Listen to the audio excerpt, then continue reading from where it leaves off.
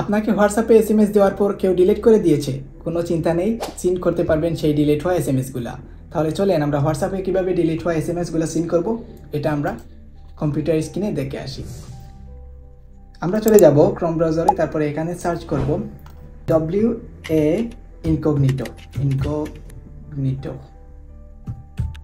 এখানে সার্চ করব, তারপরে এখানে চলে আসবে একটা extension WA incognito Chrome web store. তো আমরা এই ফার্স্টের লিঙ্কটাতে ক্লিক করব। এখানে দেখতে পাচ্ছেন রিমুভ ফ্রম ক্রোম। তো আপনারা এখানে এড টু ক্রোম ক্লিক করবেন। এড টু ক্রোমে ক্লিক করার পর আপনারা ইজিলি এটা আপনাদের ক্রোম এক্সটেনশনে এড করতে পারবেন। তারপরে আমাদের কাজ শেষ, আমরা চলে যাব আমাদের নিউ ট্যাবে। তারপর এখান থেকে আমরা দেখতে পারবেন এই এক্সটেনশন বাটনে ক্লিক করব, করার পর এখানে আমরা খুঁজে নিব আমাদের এক্সটেনশনটা। তো এটা আমরা পিন করে নিব, আমি অলরেডি পিন করে নিয়েছি। তো আপনারা পিন করার পর এখানে ক্লিক করবেন। ক্লিক করার পর আপনারা দেখতে পারবেন হোয়াটসঅ্যাপের ইন্টারফেস। এখানে কিন্তু হোয়াটসঅ্যাপটা ওপেন হয়ে গেল।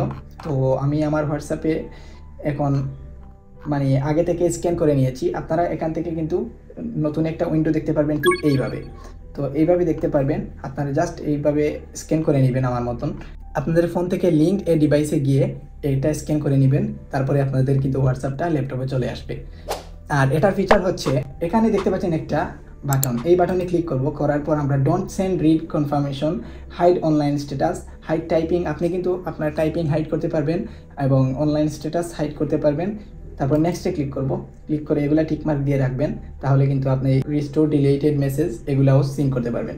তো show device of message auto send, কে আপনাকে কেউ কি ল্যাপটপ থেকে রিপ্লাই দিচ্ছে নাকি মোবাইল ফোন থেকে রিপ্লাই দিচ্ছে, ওইগুলা কিন্তু show device of message option থেকে দেখে নিতে পারবেন।